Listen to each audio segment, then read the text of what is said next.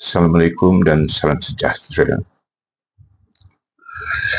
Co-teaching atau dalam istilah mudahnya, pengajaran bersama dua guru dalam satu kelas bukanlah satu cara asing dalam dunia pendidikan.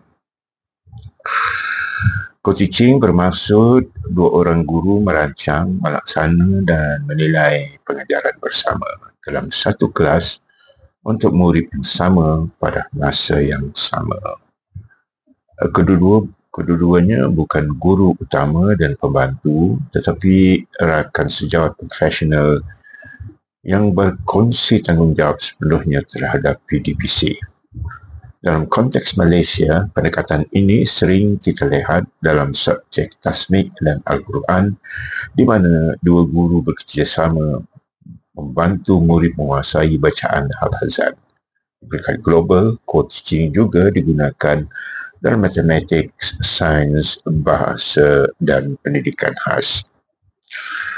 Mengapa dua guru perlu mengajar bersama? Bukankah satu guru sudah mencukupi? Itu banyak persoalan yang dimainkan di lapangan. Persoalan ini selalu timbul dan ini salah satu pencerahan saya. Satu guru mungkin mampu mengajar seluruh kelas, tetapi dua guru boleh mengajar setiap individu. Pendekatan ini mengiktirafkan bahawa murid tidak sama tahapnya. Ada yang cepat, ada yang perlahan, ada yang perlu bantuan khas. Dengan dua tenaga pengajar, murid mendapat lebih perhatian, lebih maklum balas dan lebih peluang untuk belajar mengikut kadar masing-masing. Inilah asas kepada education equity dan pendidikan yang adil, bukan sekadar sama rata. Nak tahu negara-negara mana yang melaksanakan co-teaching ini dan bagaimana hasilnya, kita juga berkongsi dengan isu ini. Di Amerika Syarikat, perintis konsep modern co-teaching sejak 1980-an. Dilahir dari dasar Individuals with Disabilities Education Act, idea bagi menyokong murid dan keperluan khas. Hasilnya, keberhasilan akademik meningkat, interaksi murid lebih aktif dan guru melaporkan tekanan kerja berkurangan kerana tugas kongsi. Manakala di United Kingdom dikenalikan sebagai team teaching, digunakan secara rasmi dalam primary literacy, strategi untuk mengatasi masalah literasi. Kajian menunjukkan peningkatan 20-30% dalam kefahaman bacaan. Yang penting ini adalah kefahaman. Kalau budak-budak pergi sekolah hanya menghafal, it does not work. Jadi kita ingin meningkatkan kefahaman apabila dua guru bekerjasama mengajar. Di Finland, sebuah negara yang the best educational system in the world, kata, menjadi co-teaching sebahagian daripada sistem pendidikan kebangsaan. Ia bukan eksperimen tetapi budaya profesional guru. Dua guru dalam satu kelas ialah tanda kualiti, bukan pembaziran. Sometimes wasting money, sometimes kita pun buang masa. They are looking at the quality time. Hasilnya, Finland konsisten berada dalam kelompok teratas dunia dalam ujian PISA. Di Jepun, mereka menyebutkan Kyodo Jukyo atau pengajaran kolaboratif. Ia dilaksanakan dalam program lesson study di mana guru bukan sahaja mengajar bersama tetapi juga mengkaji bersama bagaimana murid belajar. Pendekatan ini menjadi rujukan global dalam latihan guru. Saya pernah melihat satu ketika waktu saya melawat sekolah-sekolah, 2-3 buah sekolah di Jepun, kita melihat co-teaching ini secara sendiri rupanya lebih efektif, kelas lebih terkawal, anak murid lebih konsentrasi dan sebagainya. Ini yang Ini berlaku dalam tahun 2000 lebih kalau silap saya waktu saya di Jepun. Manakala di Singapura melaksanakan co-facilitation untuk murid lemah dalam program learning support. Dua guru bekerjasama, seorang mengajar, seorang membimbing individu. Data menunjukkan peningkatan signifikan dalam kemahiran membaca dan fokus belajar. Ini yang kita nak. I think Malaysia patut dan wajib menjurus ke arah ini. So kita banyak kelemahan dalam sistem pendidikan kita. Perlu mengadakan satu pendekatan baru dan perlu cuba untuk melihat benda yang baru supaya sistem pendidikan ini wajib dilaksanakan secara teratur. Di Malaysia, adakah kita sudah melaksanakannya? Ya, tetapi masih dalam peringkat pelaksanaan terpilih. Kementerian Pendidikan Malaysia melalui program TS25 dan pendidikan inklusif telah memperkenalkan elemen co-teaching, khususnya dalam kelas inklusif, guru harus perdana berganding dengan guru pendidikan khas. Dalam kelas tasmik dan hafazan, guru agama dan guru tahfiz berganding tenaga. Dalam program Linus dan pemulihan khas, dua guru membantu murid asas literasi dan numerasi.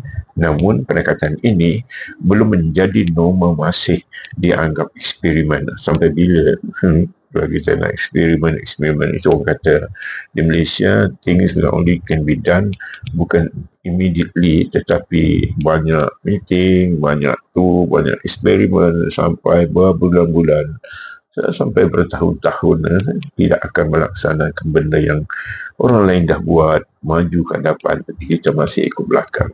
Hakikatnya, jika kita mahu melonjak PDPC ke tahap dunia pertama, co-teaching perlu jadi budaya, bukan pilihan. Tuan-tuan dan puan-puan, kelebihan co-teaching boleh dirumuskan dalam 5 perkataan: kolaborasi, kepekaran, kepelbagaian, keberkesanan dan keadilan. Cuba kita tengok daripada segi kolaborasi. Dua guru bermakna dua pandangan, dua strategi dan dua cara berfikir. Gabungan ini menghasilkan PDPC yang lebih dinamik dan reflektif. Dari segi kepekaran, setiap guru ada kekuatan sendiri, talent, ada yang hebat dalam pedagogi, ada yang mendalam dalam isi kandungan. Co-teaching membolehkan kedua-dua kekuatan ini digabung untuk manfaat murid. Keberbagaian dengan dua guru, gaya pengajaran lebih berbagai, lebih aktiviti kumpulan, lebih membimbing individu. Keberkesanan, kajian di Finland kita tengok ataupun di Amerika Syarikat menunjukkan murid dalam kelas co-teaching mencatatkan markah uratan lebih tinggi berbanding kelas konvensional. Keadilan, setiap murid mendapatkan peluang belajar mengikut kadar sendiri. Tiada lagi murid yang tertinggal di belakang tanpa disadari. Tuan-tuan dan puan-puan, kadang-kadang apakah kekurangan atau kejebaran co-teaching ini? Ramai juga yang bertanya. Seperti kita tahu, tiada semua sistem di dunia ini yang sempurna. Apa juga sistem yang diperkenalkan, ada juga kelumpuhan, ada juga kelemahannya. Co-teaching juga ada cabarannya. Perancangan yang memakan masa. Dua guru perlu menyelaraskan RPH, bahan dan jadual. Gaya pengajaran berbeza. Jika komunikasi tidak baik, akan timbul konflik profesional. Peranan tidak seimbang, kadang-kadang seorang guru lebih dominan, yang lain pasif.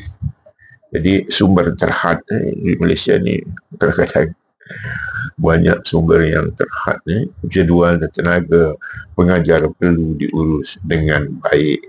Ya, penilaian keberkesanan suka diukur jika sistem pentafsiran masih individu. Namun semua ini, alasan-alasan ini untuk menolak, tetapi isu yang boleh diurus dengan latihan budaya kolaboratif. Kita nak tolak semata-mata pun tak boleh, sebab demi kepentingan pendidikan negara perlu untuk kita mencari jalan dan meminimalkan masalah-masalah negatif. Cuba kita tengok apakah rahsia kejayaanku teaching di negara lain. Jadi latihan profesional berterusan ini perlu. Guru dilatih bukan sekadar mengajar, tapi berkolaborasi secara efektif. Semangat itu mesti diwujudkan melalui training, melalui latihan dan sebagainya. Sokongan kepimpinan sekolah, pengetua dan guru besar perlu menyediakan masa ruang pengiktirafan untuk co-teaching. Kadang-kadang guru besar ada yang pengetua sebagainya, ada pentadbir sekolah umumnya ada merasakan benda ini benda baru. Apabila benda baru, tentunya masalah untuk memberi ruang untuk mengiktirafkan co-teaching ini adalah salah satu pendekatan yang baru dalam dunia pendidikan. Budaya refleksi. Setiap sesi diakhiri dengan refleksi bersama. Selalunya sering berlaku. Each time they finish the class, mereka akan duduk bersama, melihat dan menilai, memberi tengok apakah kemajuan anak-anak itu secara bersama. Dan boleh berkongsi pengalaman cara mana yang terbaik untuk mengangkat, untuk mendalamkan lagi pengetahuan cara memahami. Saya ingin menitik beratkan, jangan banyak menghafal. You must not memberi. Kadang-kadang menghafal ini tidak begitu baiklah kalau secara umumnya. Jadi apa yang berjaya, apa yang perlu diperbaiki setelah mereka mengajar. Saya tak perlu setiap hari, mungkin seminggu sekali duduk bersama dalam satu sudut di kelas guru.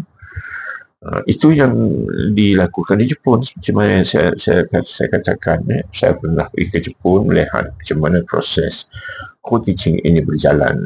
Jadi saya melihat benda itu sangat elok. Tapi saya pernah menyebut mengenai hal co-teaching itu waktu saya aktif dalam gerakan Persatuan Ibu Bapa dan juga gerakan-gerakan yang melibatkan dasar pernah disebut dalam satu konvensyen pendidikan negara.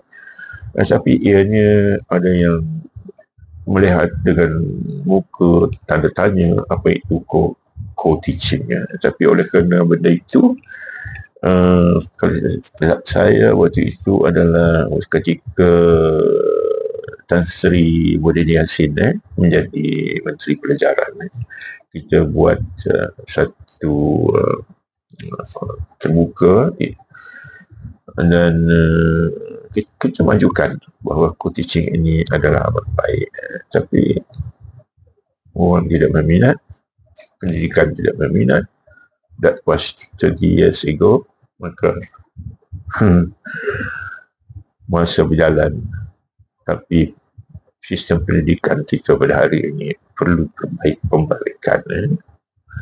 Perlu perbaikan. Itulah yang dilakukan di Jepun, di Finland. Mereka tidak mencari guru sempurna, mereka membina komuniti pembelajaran profesional. Ini yang berlaku. Kita perlu jadikan co-teaching sebagai sebahagian daripada budaya. TS25 dan PLC sekolah. Langkah-langkah yang boleh kita ambil, saya cadangkan. Pilih satu subjek seperti tasnik atau Al-Quran dan 2 guru yang komited. Jadikan kelas itu model rintis co-teaching. catat hasilnya, rakam PDPC dan bentangkan dalam PLC sekolah. Dalam bab ini, sokongan pentadbiran sekolah perlu memberi kerjasama yang elak. Kalau tak, masalah.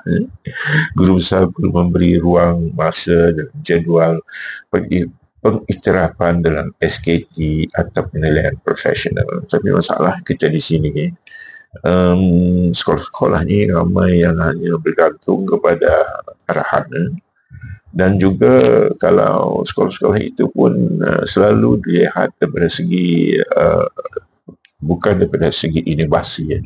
Kadang-kadang guru-guru mempunyai cara yang tersendiri dalam mengajar TNP ni. Tetapi kadang-kadang cara-cara mereka, walaupun saya datang ke sekolah melihat cara itu baik untuk pendidikan, mereka catat itu setakat tu je balik pejabat dan menjadi bahan fail, tidak menjadi satu bahan yang boleh diketengahkan, yang boleh dibincang dan boleh membaiki sistem pendidikan kita. Ini masalah Malaysia. Inilah masalah Malaysia, ya. Macam benda-benda kadang-kadang yang baik itu daripada bawah sebenarnya. Guru-guru ramai berinovasi, guru-guru ramai yang mempunyai satu bakat untuk mengajar, boleh diguna pakai di peringkat atasan dan boleh menjadi satu dasar keseluruhannya. You must understand bahawasanya negara kita ini masih kalau jiwa masyarakatnya amat berbeza dan pendekatannya perlu berbeza. Misalnya, apakah teaching ini kita menitik beratkan di luar bandar? Ya boleh.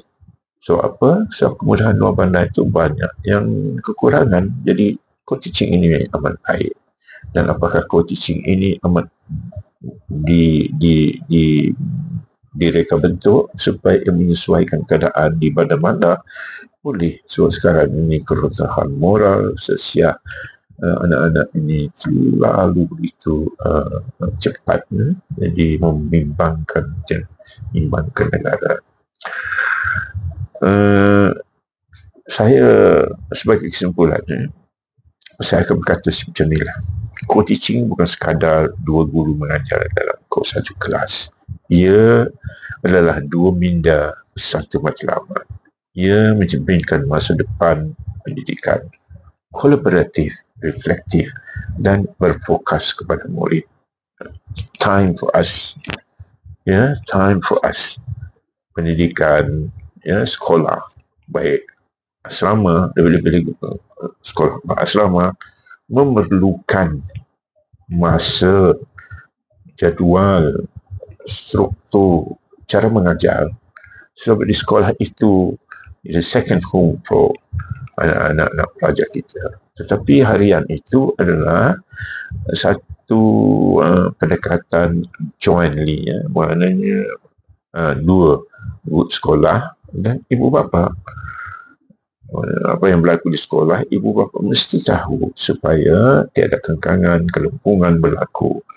Jadi mereka sekolah dan ibu bapa mesti seiring kalau di sekolah-sekolah harian. Jika Finland, Jepun dan Singapura berjaya dengan budaya kolaboratif, ini memerlukan kolaboratif baik di dalam kelas atau di luar kelas, masyarakat, ibu bapa dan sebagainya. Tiada sebab Malaysia tidak boleh melangkah ke arah yang sama. Kerana apabila guru saling belajar, murid akan lebih mudah percaya. Saya tidak berminat anak-anak ini banyak menghafal. Saya lebih minat anak-anak ini lebih memahami apa yang mereka pelajari, memahami apa yang guru-guru mengajar, subjek-subjek mereka yang mereka lalui setiap hari. Kalau menghafal tu, saya melihat budak-budak menghafal ni. Saya melihat juga anak-anak saya yang suka menghafal daripada yang suka memahami. Ya. Ada yang suka memahami, ada yang suka menghafal sebab nak lulus dalam peperiksaan. Hafalan should not be encouraged, should not be encouraged in school. Sebab itu, apabila kita mula menggalak hafalan ini di peringkat sekolah, akhirnya anak ini apabila dia naik ke sekolah kebangsaan, menengah, ke institusi tinggi, mereka mengejar kelulusan melalui hafalan. Akhirnya terbukti pada hari ini ramai yang duduk di satu sudut di mana-mana lah, semuanya dengan cara yang berbeza. Penghafalan tidak digalakkan. Kefahaman pasti dan wajib dirancang, wajib dilatih, wajib diperkenalkan kepada anak-anak faham. Ya? Jangan sebut faham dia dalam kelas, akhirnya budak tak faham. Ya? Misal contoh 2 tambah 2 jadi 5. Itu banyak berlaku. Kita nak kenapa 2 tambah 2 jadi 4. Give them the reason. The reason itu memberi kefahaman kepada anak-anak kita. Ya? Simple analogi, simple contoh untuk kita memahami. Saya memang menyokong co-teaching ini sebab saya melihat dengan mata saya sendiri apa yang berlaku di negara, terutama di Jepun, waktu saya melalui exchange, Japanese Malaysian exchange. Waktu itu saya melihat it must be done in Malaysia. Itu 20 tahun yang lampau. Tetapi benda ini baru kenegaraan sekarang. Almost 30 years dengar balik co-teaching. Tak faham lah. Assalamualaikum warahmatullahi wabarakatuh.